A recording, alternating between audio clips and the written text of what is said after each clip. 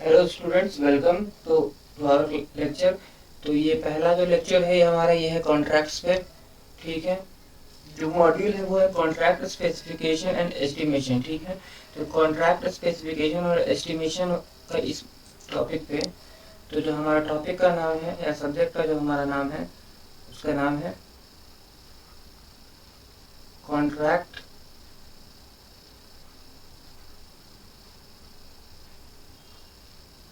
Specification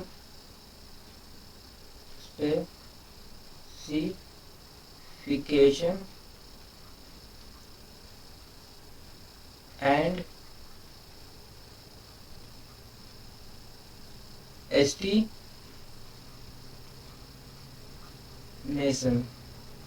ठीक है, ये हमारा है। अब पहले हम जानेंगे कि कॉन्ट्रैक्ट क्या चीज। ठीक है, तो पहला जो टॉपिक है या पहला पॉइंट है वो है कॉन्ट्रैक्ट, कि कॉन्ट्रैक्ट क्या होता है। तो कॉन्ट्रैक्ट क्या है कि it is an agreement. Contract it is an agreement, ये एक एग्रीमेंट है। It is an agreement enforceable by law, enforceable जिसको आप एनफोर्स कर सकते हैं, एनफोर्सेबल बाय लॉ जिसको आप लॉ के थ्रू एनफोर्स कर सकते हैं, उसको हम लोग कहते हैं कॉन्ट्रैक्ट। ठीक है, अब कॉन्ट्रैक्ट में क्या होता है कि इन कॉन्ट्रैक्ट इन अ कॉन्ट्रैक्ट, किसी भी कॉन्ट्रैक्ट में there is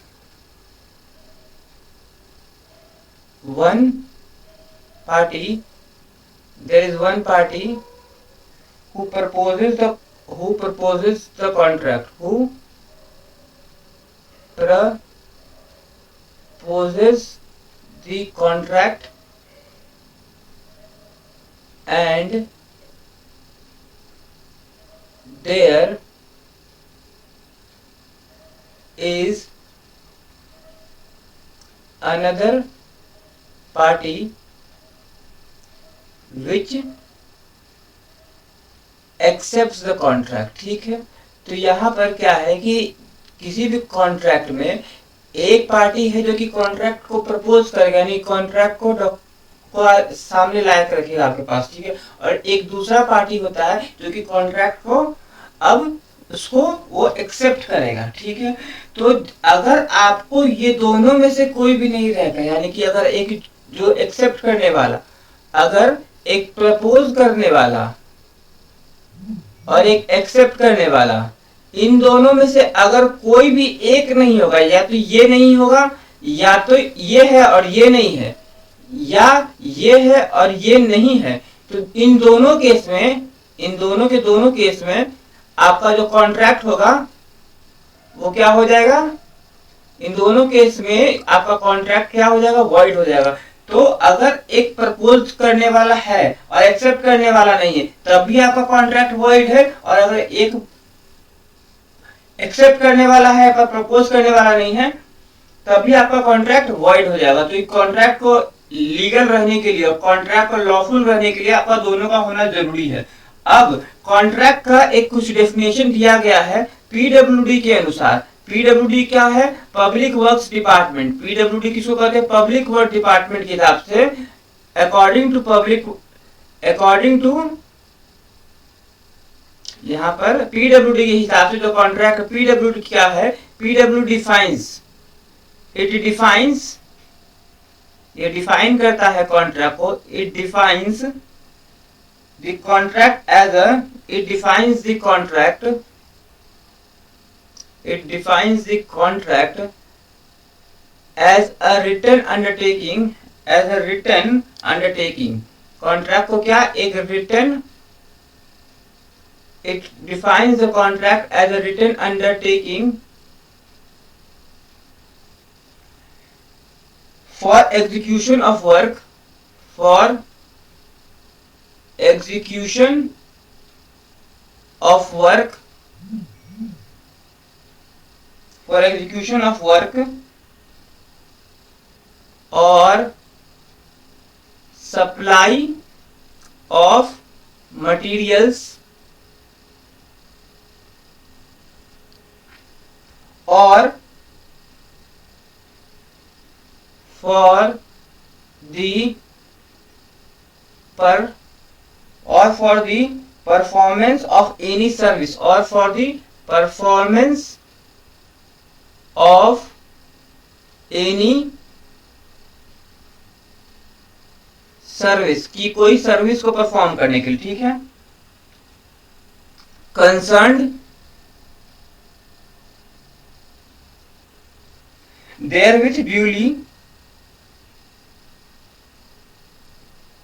therewith duly accepted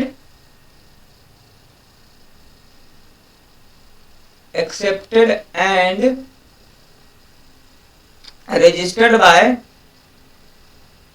registered by competent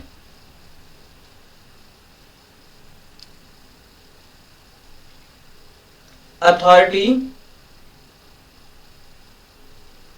on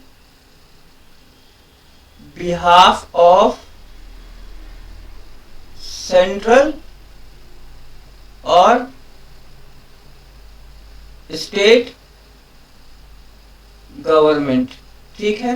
तो पीडब्ल्यूडी के हिसाब से पीडब्ल्यू डिफाइन करता है कि कॉन्ट्रैक्ट एक रिटन अंडरटेकिंग है एग्जीक्यूशन ऑफ द वर्क के लिए, या तो काम को एग्जीक्यूट करने के लिए, या सप्लाई ऑफ द मटेरियल करने के लिए, यानी कि सामान पहुंचाने के लिए, कुछ मटेरियल को सप्लाई करने के लिए, उसके लिए, या कोई और अदर तरह का सर्विस परफॉर्म करने के लिए एक रिटन अंडरटेकिंग होगा। ये किसके बीच में होगा? ये कॉम्पिटेंट अथॉरिटी के बीच में होगा। कॉम्पिटेंट अथॉरिटी कौन होगा? सेंट्रल गवर्नमेंट होगा या स्टेट गवर्नमेंट होगा, और एक्सेप्ट करने वाला कौन होगा? कॉन्ट्रैक्टर्स होगा, ठीक है। तो पीडब्ल्यूडी डिफाइन क्या करता है कि एक रिटन अंडरटेकिंग होना चाहिए, जिसमें क्या होगा? या तो सप्लाई ऑफ द मटेरियल होगा, या तो एग्जीक्यूशन ऑफ द वर्क होगा। एग्जीक्यूशन ऑफ द वर्क कहना मतलब कि मान लीजिए आपको कोई बिल्डिंग बनाना है, आपको कोई सड़क बनाना है, आपको कोई बंदरगाह बनाना है, इसके लिए क्या एक रिटन अंडरटेकिंग होगा। मान लीजिए आपको कहीं पे मटेरियल सप्लाई करना है, फॉर एग्जांपल आपको सीमेंट पहुंचाना है, ठीक है, कहीं पे आपको रेत पहुंचानी है, कहीं पे आपको ब्रिक्स पहुंचाने हैं, इनके जो रिटन या स्टील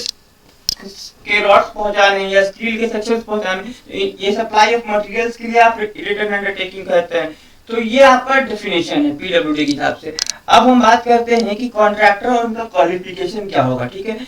कॉन्ट्रैक्टर कौन हो सकता है? कौन एक कॉन्ट्रैक्टर होगा? Contractor and it's qualification. तो अब कॉन्ट्रैक्टर और उसका क्वालिफिकेशन के बारे में हम लोग यहाँ पर थोड़ा डिस्कशन कर लेते हैं। कॉन्ट्रैक्टर क्या होगा और उसका क्वालिफिकेशन क्या क्या होगा। तो कॉन्ट्रैक्टर कौन कौन हो सकता है? तो कॉन्ट्रैक्टर हो सकता है कॉन्ट्रैक्टर। तो कॉन्ट्रैक्टर कौन कौन हो सकता है? कॉन्ट्रैक्टर कैन बी, कॉन्ट्रैक्टर कौन कौन हो सकता है? पहला हो सकता है एक प्राइवेट फर्म, यानी कि कोई भी प्राइवेट संस्थान या कोई भी प्राइवेट कंपनी, ठीक है। या ये कोई एक इंडिविजुअल भी हो सकता है, कोई भी इंडिविजुअल, कोई एक आदमी भी हो सकता है या कोई फर्म भी हो सकता है, प्राइवेट फर्म। दूसरा कौन हो सकता है? दूसरा हो सकता है पार्टनरशिप फर्म।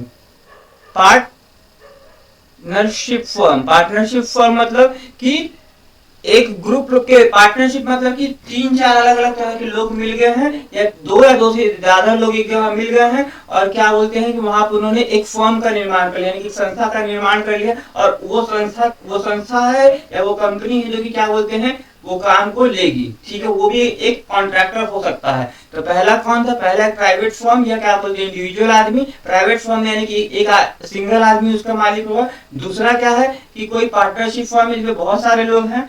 तीसरा कौन हो सकता है? तीसरा हो सकता है आपको कोई भी पब्लिक या प्राइवेट लिमिटेड कंपनी, ठीक है।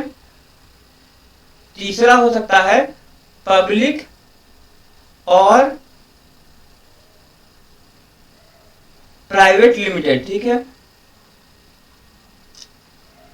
ये क्या है, पब्लिक और प्राइवेट लिमिटेड क्या है कि कोई भी ऐसी संस्था जो कि या तो सरकारी लिमिटेड हो, लिमिटेड क्या होता है, अब कुछ फर्क होता है, जैसे कि लिमिटेड होता है वो उसके कुछ सेट्स, गवर्नमेंट के कोई सेट्स रूल होते हैं या कुछ नियम कायदे होते हैं, उन्हीं के हिसाब से कोई कंपनी अपने आप को लिमिटेड कहेगी या कोई फॉर्म अपने आप को लिमिटेड कर सकता है। तो क्या तो प्राइवेट लिमिटेड हो सकता है या तो कोई पब्लिक लिमिटेड हो सकता है। तो इसमें से दोनों में से कोई लिमिटेड भी क्या बोलते हैं, आपको कॉन्ट्रैक्टर कहला सकता है, ठीक है। और ये क्या होगा, इन सबके पास, ठीक है ना, इन सबके पास क्या होना चाहिए, इन सबके पास होना चाहिए एक रिटन अंडरटेकिंग। किस चीज के लिए, ये जितने भी ये तीनों है, इन सबके पास एक रिटन अंडरटेकिंग होना चाहिए। इन तीनों में से सबके पास क्या होना चाहिए, written undertaking for the execution of the work, execution of work,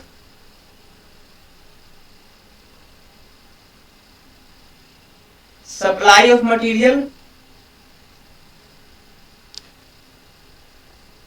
और सर्विस प्रोवाइड करने के लिए, ठीक है। तो इनके पास एक रिटन अंडरटेकिंग होना चाहिए। अगर ये कोई भी फर्म, इन तीनों फर्म में से किसी भी फर्म का एक रिटन अंडरटेकिंग होना चाहिए कि हाँ हम ये काम को एग्जीक्यूट कर सकते हैं, हम ये मटेरियल सप्लाई कर सकते हैं, हाँ हम ये सर्विस प्रोवाइड कर सकते हैं। तो कॉन्ट्रैक्टर का ये हो सकता है, ये लोग कॉन्ट्रैक्टर हो सकते हैं। अब आपको पब्लिक वर्क डिपार्टमेंट में, according to public work department यानी कि अकॉर्डिंग टू पीडब्ल्यूडी, पीडब्ल्यूडी के हिसाब से कॉन्ट्रैक्टर कौन कौन सा होता है, पीडब्ल्यूडी 4 क्लासिफाई करता है। अकॉर्डिंग टू पीडब्ल्यूडी 4 कैटेगरीज होता है, क्या बोलते हैं कॉन्ट्रैक्टर्स का। According to PWD 4 categories of contractor are there, ठीक है।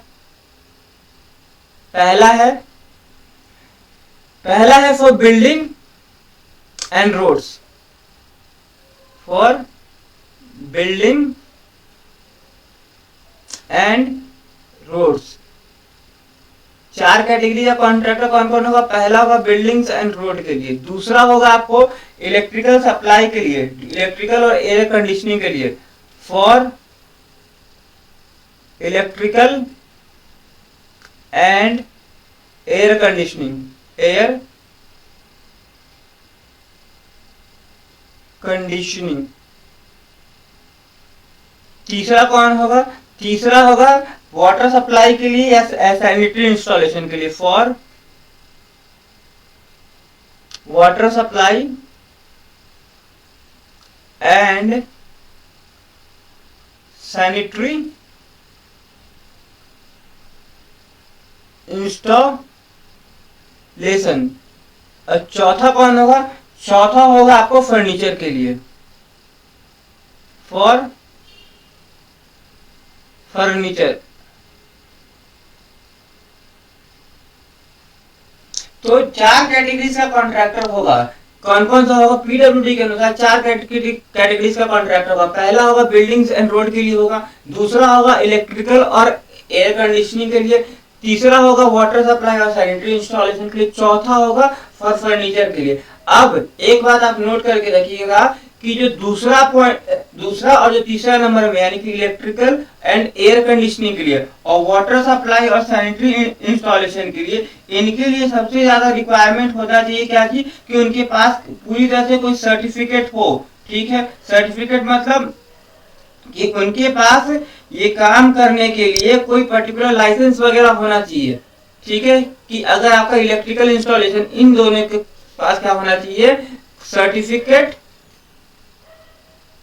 और रजिस्ट्रेशन होना चाहिए, सर्टिफिकेट होना चाहिए और इनके पास आपके पास कुछ रजिस्ट्रेशन वगैरह होना चाहिए, सर्टिफिकेट या लाइसेंस होना चाहिए, लाइसेंस होना चाहिए, सर्टिफिकेट लाइसेंस ये होना चाहिए इनके पास कि, और ये रजिस्टर्ड होना चाहिए कि हाँ भाई ये काम कर सकता है, ये रजिस्टर्ड होना चाहिए कि हाँ इसके पास ये स्किल है कि ये काम कर सकता है। तो ये 2 चीज होना चाहिए, किसके सर्टिफिकेट या लाइसेंस वगैरह होना चाहिए। इसके बाद आपको सॉरी यहाँ बिल्डिंग एंड रोड्स नहीं होगा, यहाँ पर इन दोनों के लिए बिल्डिंग्स एंड रोड नहीं, वाटर सप्लाई इंस्टॉलेशन के लिए और वाटर सप्लाई इंस्टॉलेशन के लिए और क्या बोलते हैं कि इलेक्ट्रिकल और एयर कंडीशनिंग के लिए, इन दोनों को ही जरूरत है किस चीज का, इन सब चीज का जरूरत पड़ता है, इसका सर्टिफिकेट का या लाइसेंस का। ये किसके लिए जरूरत है, इलेक्ट्रिकल और एयर कंडीशनिंग के लिए और वाटर सप्लाई और सैनिटरी इंस्टॉलेशन के लिए। अब देखिए कुछ कुछ क्वालिफिकेशन होना चाहिए कि अब ये कॉन्ट्रैक्टर होता है, इन कॉन्ट्रैक्टर्स की क्वालिफिकेशन क्या क्या होनी चाहिए, ठीक है। तो इनकी कुछ क्वालिफिकेशन, तो इनकी 4 qualification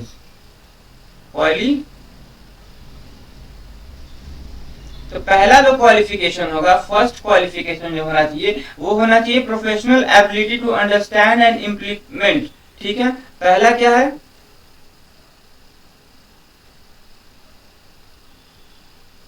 professional ability to understand, professional ability to understand and implement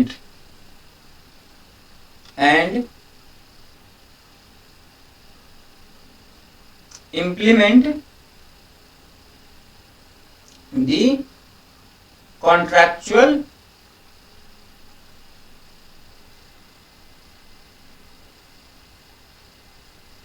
obligations, ठीक है। कि पहला जो क्वालिफिकेशन होना चाहिए वो होना चाहिए कि जो भी कॉन्ट्रैक्टर है उसमें ये प्रोफेशनल एबिलिटी होना चाहिए, यानी कि उसमें वो एबिलिटी होना चाहिए प्रोफेशनल कि हाँ वो किसी चीज को समझ सके, यानी कि जो भी कॉन्ट्रैक्ट का जो डॉक्यूमेंट है, कॉन्ट्रैक्ट जो हुआ है उस कॉन्ट्रैक्ट में जो भी ऑब्लिगेशन यानी जो भी नियम शर्तें उनको समझ सके और उनको इम्प्लीमेंट कर सके, यानी कि काम को समय पे एग्जीक्यूट करना, ठीक है। उसके बाद जो भी वो कॉन्ट्रैक्ट लिया है उसमें वो उसको सक्षम होना चाहिए कि वो उस कॉन्ट्रैक्ट का किसी भी तरह से उल्लंघन नहीं कर ऐसा कुछ वो काम नहीं कर पाए, तो ये सब चीज उसको नॉलेज होना चाहिए, ठीक है।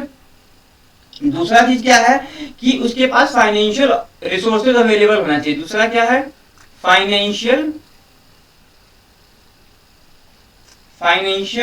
रिसोर्सेज होना चाहिए। अब इसका मतलब क्या हुआ, अब जो भी कॉन्ट्रैक्ट होता है, ठीक है ना, कॉन्ट्रैक्ट होने के बाद जब काम शुरू करते हैं तो काम शुरू करने के बाद ये नहीं है कि काम शुरू जैसे हो रहा वैसे वैसे पेमेंट मिल जाता, वैसे नहीं, कुछ अमाउंट ऑफ द या कुछ percentage of the work complete होगा उसके बाद ही आपको एक बिल बना के देना पड़ता है, उसके बाद फिर वो डिपार्टमेंट देखता है, तब उसके बाद फिर उसको सैंक्शन करता है उस बिल को। तो जो भी कॉन्ट्रैक्ट डॉक्यूमेंट बना रहा है, जो भी कॉन्ट्रैक्टर, उसके पास इतना फाइनेंशियल रिसोर्स होना चाहिए कि हाँ कि वो काम को कंटिन्यू कर सके। ये नहीं कि उसके पास फाइनेंशियल रिसोर्सेज खत्म हो जाए या उसके पास पैसा खत्म हो जाए वो काम को आगे बढ़ा ना पाए, तो वैसा नहीं होना चाहिए। उसके पास कोई सोर्स रहना चाहिए या कुछ वो कहीं से बैंक वगैरह से टाई अप करके उस काम को फिनिश करे, जैसे ही पेमेंट आ जाए फिर वो बैंक उसका लोन दे दे, तो उस तरह का उसके पास कुछ व्यवस्था होना चाहिए। तो इस चीज को भी देखना पड़ता है कि कोई जो कॉन्ट्रैक्टर है उसके कोई फाइनेंशियल रिसोर्सेज वगैरह है या नहीं है। तीसरा क्या चीज है कि उसके लेबर का कंट्रोल करने का, टू कंट्रोल टू कैपेसिटी, याद कह सकते हैं इसका, the capacity to control labour, the capacity to control labour, ठीक है। अब लेबर को कंट्रोल करने से मतलब कि देखिए बहुत सारा जब साइट पे आप देखिएगा काम होता है तो वहां पर क्या है कि अगर लेबर कंट्रोल में नहीं रहता तो कभी अगर लेबर चला गया, कभी लेबर अनशन कर दिया, या कभी कोई लेबर का सेफ्टी में लूपहोल हो गया कि हाँ प्रॉपर सेफ्टी लेबर लोग काम नहीं कर रहा, तो उस कारण से काम रुक जाता है। तो ये सब चीजों को, या लेबर आज यहाँ पर काम कर रहा है छोड़ के चला गया, पैसा नहीं मिल रहा है, लेबर को टाइमली पेमेंट नहीं मिल रहा है, जिस कारण से लेबर लोग काम नहीं कर रहा है या लेबर का काम छोड़ के भाग गया है, तो ये सब चीज ऐसा नहीं हो। तो इस सब चीज को देखा जाता है कि हाँ जो भी कॉन्ट्रैक्टर को हम काम दे रहे हैं उसके पास इतना क्षमता है या नहीं कि वो अपने लेबर को अपने कंट्रोल में रख सकता है, नहीं कर सकता, ठीक है। और चौथा और लास्ट पॉइंट क्या है कि अपना इज्जत बनाए रखना, ठीक है ना, कि मेंटेन करना अपना रेपुटेशन और इंटीग्रिटी, मेंटेनिंग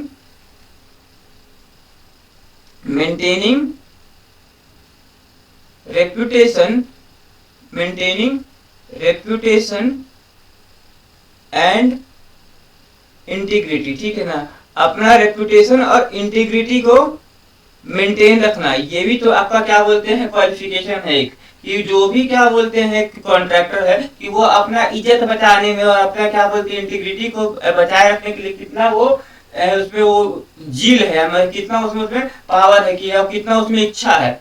तो अगर कोई कॉन्ट्रैक्टर अपना इज्जत खराब करके काम करने जाएगा तो थोड़ी उसको कोई काम देगा। तो किसी कॉन्ट्रैक्टर का ये भी देखा जाता है कि हाँ वो अपनी इज्जत के लिए, अपना रेपुटेशन के लिए, अपनी इंटीग्रिटी के लिए वो कितना उसमें वो रखता है, दृढ़ता रखता है, या कितना वो इम्पोर्टेंस देता है अपनी इंटीग्रिटी को, अपने रेपुटेशन को। इस चीज को भी देखा जाता है कि हाँ कि ये कॉन्ट्रैक्टर कैसा है। जैसे बहुत सारा कॉन्ट्रैक्टर इसको अपने जैसे फर्क नहीं है, वो अपना पैसा कमाने के लिए वो किसी भी तरह का वो खराब काम करेगा, तो उस तरह के लोगों से बचना चाहिए। ठीक है, अब आता है कि कौन कौन सा अथॉरिटीज की compete कर सकता है किसी कॉन्ट्रैक्ट के लिए। ठीक है ना, ये अथॉरिटीज कौन कौन है जो कि कॉम्पिटेंट है। अथॉरिटीज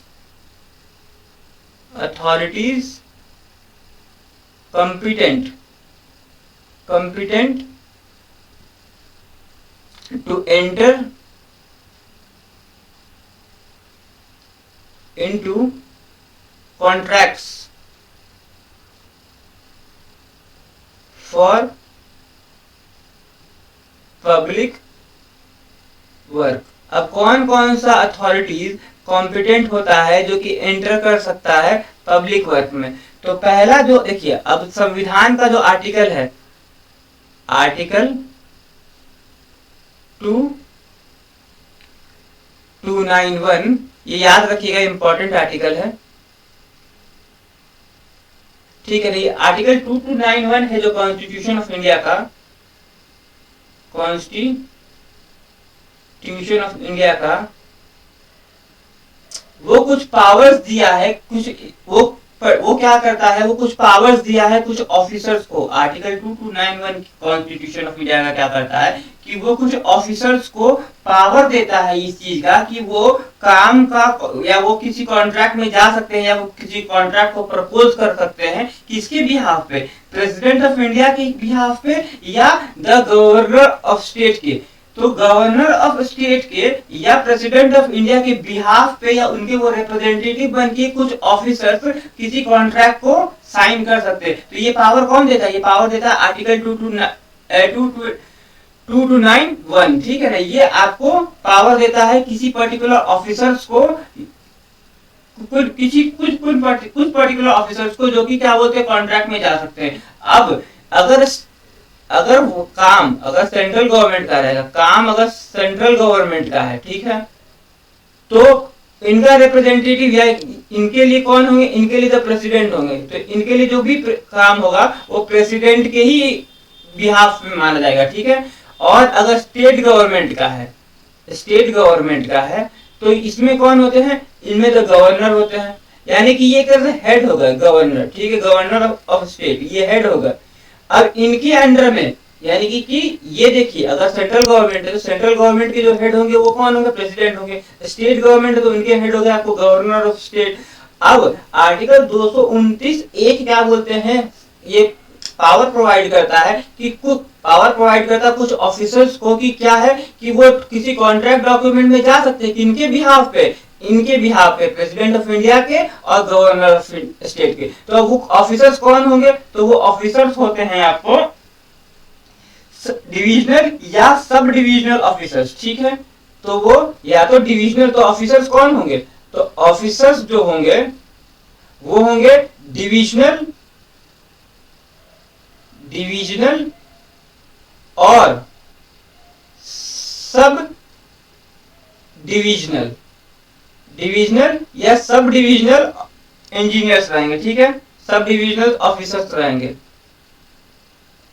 अब इसको आप क्या कर सकते हैं, या तो एग्जीक्यूटिव इंजीनियर रहेंगे, ईई, जिसको आप लोग एग्जीक्यूटिव इंजीनियर को कहते हैं ईई, या असिस्टेंट इंजीनियर रहेंगे, या असिस्टेंट इंजीनियर इंचार्ज। ठीक है, तो जो भी असिस्टेंट इंजीनियर इंचार्ज रहेगा या तो वो उस डॉक्यूमेंट को साइन कर सकता है, या तो एग्जीक्यूटिव इंजीनियर है वो उस डॉक्यूमेंट को साइन कर सकता है। और ये पावर साइन करने का कौन देता है उसको, आर्टिकल 2291 देता है। ठीक है, अब हम बात करते हैं तो अब ऐसा नहीं है, हर जो एसडीओ रहता है या क्या बोलते हैं कि जो डिविजनल ऑफिसर्स रहते हैं, तो उनके पास भी लिमिटेड पावर्स रहते हैं कि वो कितने तक के प्रोजेक्ट को साइन कर सकते हैं, कितने तक का नहीं कर सकते। तो अब उनका फाइनेंशियल लिमिट्स कितना है, ठीक है। तो फाइनेंशियल लिमिट्स हम लोग समझ लेते कितना है। Financial limits of officers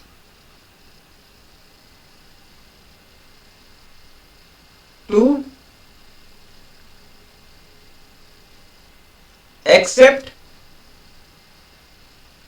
the tender. कितने तक का कितना फाइनेंशियल लिमिट है किसी ऑफिसर का कि वो टेंडर को एक्सेप्ट कर सकता है। तो पहला आता है chief engineer.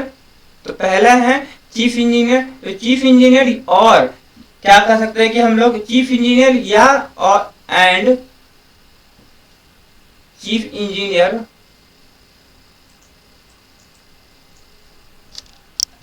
And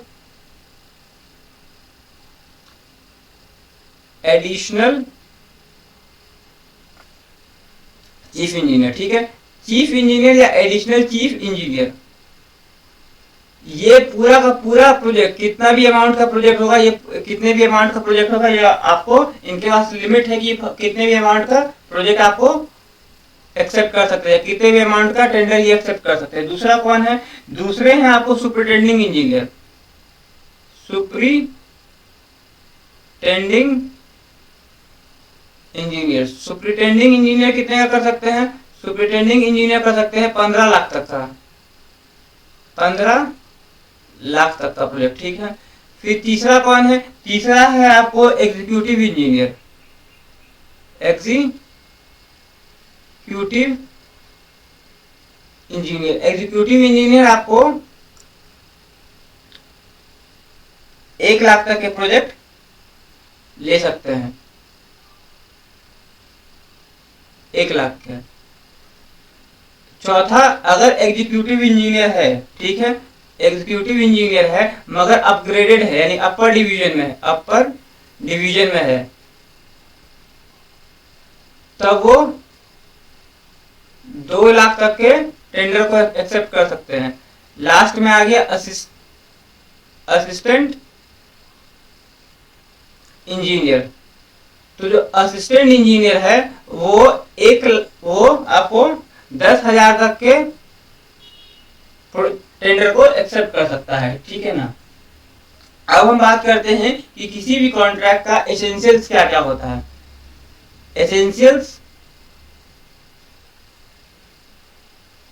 essentials of contract, किसी भी कॉन्ट्रैक्ट का एसेंशियल्स क्या क्या होता है, क्या क्या बहुत इंपॉर्टेंट चीज है जो कि किसी कॉन्ट्रैक्ट में देखा जाता है। तो पहला है पार्टीज कंपिटेंट टू कॉन्ट्रैक्ट, कि पार्टीज जो कॉन्ट्रैक्ट में आ रही है या जो डॉक्यूमेंट साइन कर रही है वो क्या वो कंपिटेंट है या नहीं है। इसको हम लोग आगे देखेंगे, इसके बारे में थोड़ा डिटेल में हम लोग पढ़ेंगे। Free consent of the party, free consent of the parties, की फ्री कंसेंट है पार्टीज का। तीसरा आता है definite proposal and its acceptance, एक डेफिनेट प्रपोजल है और एंड इट्स एक्सेप्टेंस। चौथा है कंसिडरेशन और object are lawful, the consideration और ऑब्जेक्ट्स आर लॉफुल। पांचवा है that meaning shall be certain, की मीनिंग सर्टन होनी चाहिए। तो जो एसेंशियल्स होगा किसी को, जो एसेंशियल्स है, जो बहुत इंपॉर्टेंट फैक्टर्स हैं किसी कॉन्ट्रैक्ट के, वो क्या होता है, पहले है पहला है कि जो भी पार्टीज है वो कॉम्पिटेंट होना चाहिए कॉन्ट्रैक्ट करने के लिए। पार्टीज कॉम्पिटेंट होने का, कॉन्ट्रैक्ट करने का मतलब क्या चीज है कि जो पार्टी है या तो उसमें से कोई आदमी माइनर एज का नहीं, यानी कि 18 साल से कम का कोई आदमी नहीं, क्योंकि अगर 18 साल से कम का होगा तो वो तो क्या बोलेगा कि हम तो भाई बच्चा थे या तो हम तो माइनर है, तो हमको समझ में आया नहीं कॉन्ट्रैक्ट डॉक्यूमेंट क्या क्या है, तो हम तो साइन कर दिए, तो उस कारण से क्या होगा, वो कॉन्ट्रैक्ट खत्म हो जाएगा। तो जो पार्टीज है यानी जिसके बीच में साइन हो रहा है वो सब एक एज के, यानी कि वो मेजर एज के होंगे, यानी कि 18 से ऊपर होने चाहिए, कि उनको समझ में आना चाहिए कि कॉन्ट्रैक्ट डॉक्यूमेंट क्या होता है, कॉन्ट्रैक्ट डॉक्यूमेंट में क्या क्या लिखा हुआ है, क्या वो काम कर सकते हैं नहीं कर सकते। तो ये चीज होना चाहिए कि वो माइनर नहीं होने चाहिए पार्टीज कॉम्पिटेंट के केस में। दूसरा क्या होना चाहिए कि वो जो आदमी है उसके दिमाग पर, जो भी पार्टीज है कॉम्पिटेंट यानी जो पार्टीज है उनमें क्या होना चाहिए कि वो साउंड माइंड के होने चाहिए। साउंड माइंड के मतलब कि वो एक रैशनली भी सोच सकते हैं इस चीज को कि हाँ जो कॉन्ट्रैक्ट डॉक्यूमेंट हम लिखे हैं या जो कॉन्ट्रैक्ट हम साइन करने जा रहे हैं हम वो काम उतना कर सकते हैं या नहीं कर सकते, मेरे पास उतना फाइनेंशियल लिमिट्स है या नहीं है,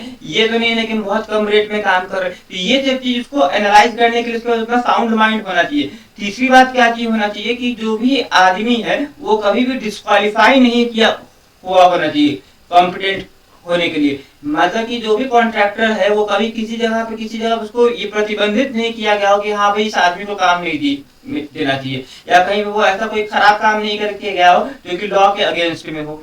फिर क्या है, पार्टीज का फ्री कंसेंट होना चाहिए। कि पार्टीज का फ्री कंसेंट का मतलब ये है कि कोई एक आदमी दूसरे आदमी पे दबाव नहीं डाल रहा है, दोनों आदमी स्वतंत्र क्या बोलते हैं, जो टेंडर देने वाला है और जो टेंडर एक्सेप्ट करने वाला है, या जो कॉन्ट्रैक्ट देने वाला है जो कॉन्ट्रैक्ट एक्सेप्ट करने वाला है, दोनों आदमी क्या बोलते हैं अपने स्वतंत्र है या अपना उन लोग अपना कंसेंट है। कंसेंट कब बनता है, कंसेंट जैसे कि समझने का मतलब हम आपको बता रहे हैं कि जैसे कि किसी राज्य में चुनाव होता है तो अब कभी कभी क्या होता है कि बहुत सारी पार्टियां आपस में मिलके एक कॉमन प्रोटोकॉल पे या एक कॉमन मैनिफेस्टो पे लड़ती है, एक कॉमन चीजों पे लड़ती है। तो वो क्या करती है वो पार्टी, आप जैसे कि फॉर एग्जांपल आते हैं कि किसी स्टेट में 3 पार्टियां आपस में, वहां की 3 लोकल पार्टियां मिलके आपस में एक गठबंधन बनाया और उससे जाके वो चुनाव में उतर गया।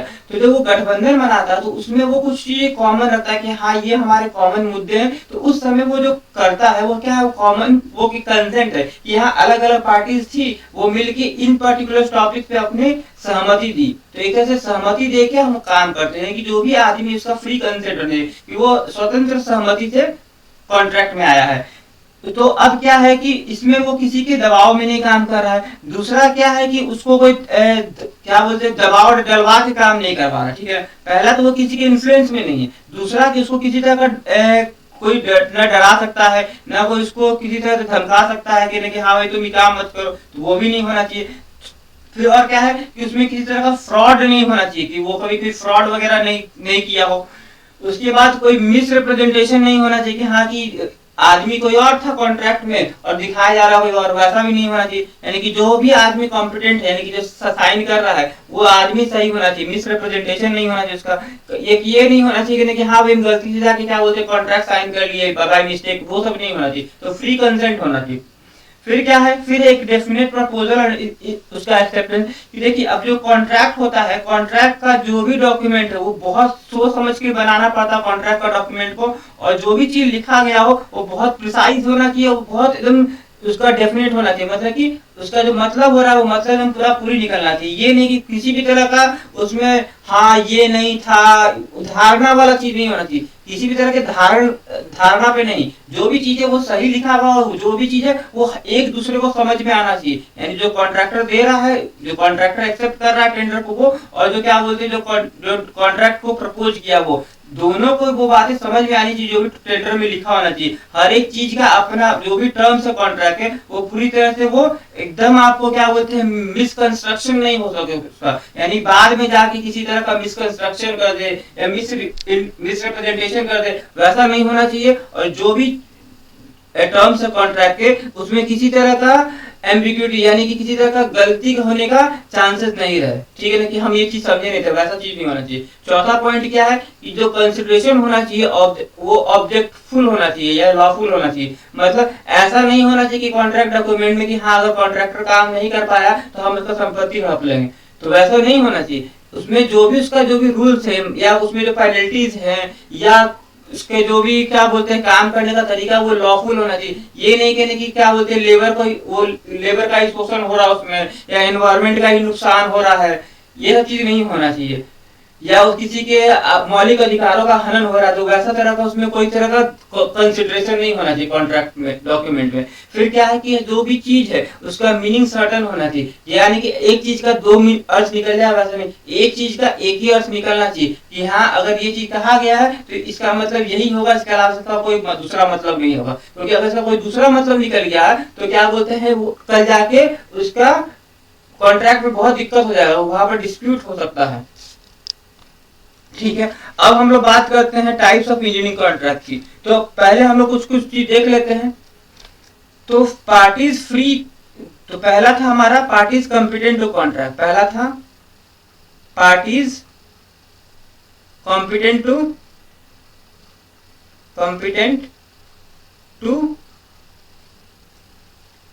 कॉन्ट्रैक्ट। तो इसमें क्या था, इसमें पहला था हमारा कि एज होना चाहिए, एज ऑफ मेजॉरिटी होना चाहिए, एज ऑफ मेजॉरिटी। फिर साउंड माइंड का होना चाहिए, sound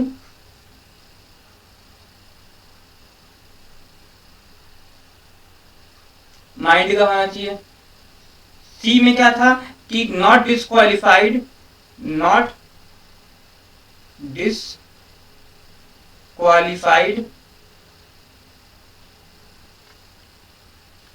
from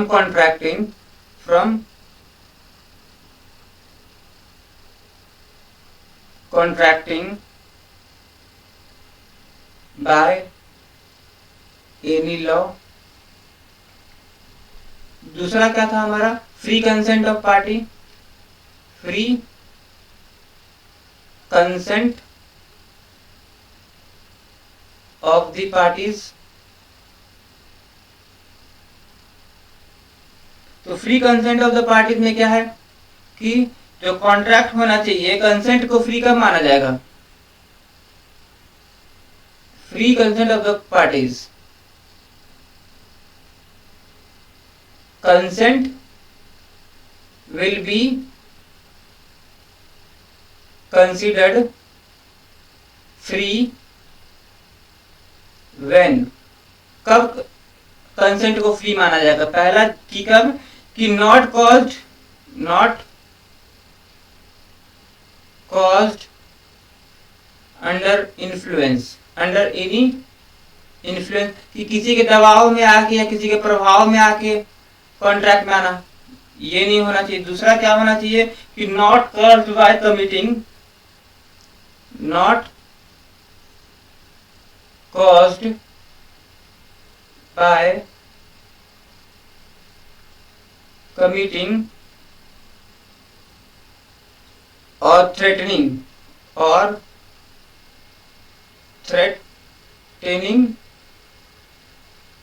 to commit any act forbidden, any act forbidden, कि किसी भी तरह के मना, किसी भी तरह के ऐसे काम को करने के लिए क्या बोलते हैं दबाव डालना या धमकाना जो कि मना किया गया हो, ठीक है, या जो कि गलत हो। फिर not caused by any fraud, not caused bye fraud, की किसी भी फ्रॉड के चलते नहीं हुआ हो, फ्रॉड करने के चलते नहीं किया गया हो। Not caused bye, not caused bye misrepresentation,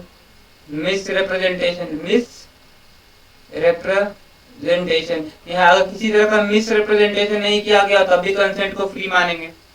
और कि नॉट कॉज्ड बाय मिस्टेक, हाँ कि अगर मिस्टेक के द्वारा नहीं किया गया तब भी हम कंसेंट को फ्री मानेंगे।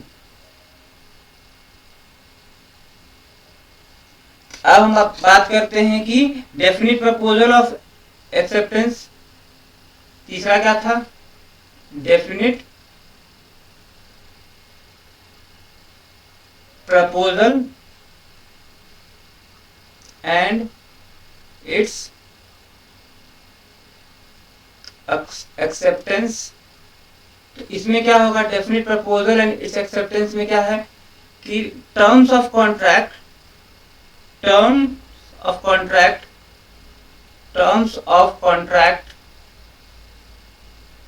must be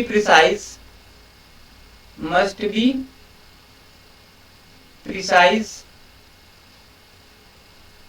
and definite, कि उसका जो भी टर्म्स होगा कॉन्ट्रैक्ट का वो प्रिसाइज होगा और वो डेफिनेट होगा, and there must be no room for ambiguity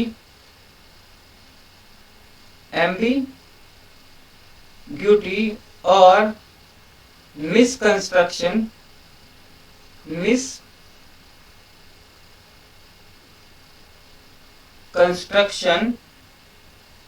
therein। चौथा पॉइंट क्या था, चौथा पॉइंट था कि जो कंसिडरेशन था, दी कंसिडरेशन और ऑब्जेक्ट्स, यानी कि जो भी कंसिडरेशन था या जो भी ऑब्जेक्ट्स डाला गया था किसी भी कॉन्ट्रैक्ट डॉक्यूमेंट में या किसी भी कॉन्ट्रैक्ट में, वो लॉफुल होना चाहिए, ठीक है। यानी कि उससे क्या होना चाहिए कि उसमें कि that it means or implies that contract should not cause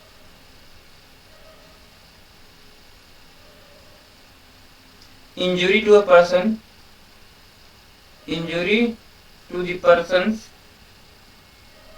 injury to the person or property of another, or opposed to public policy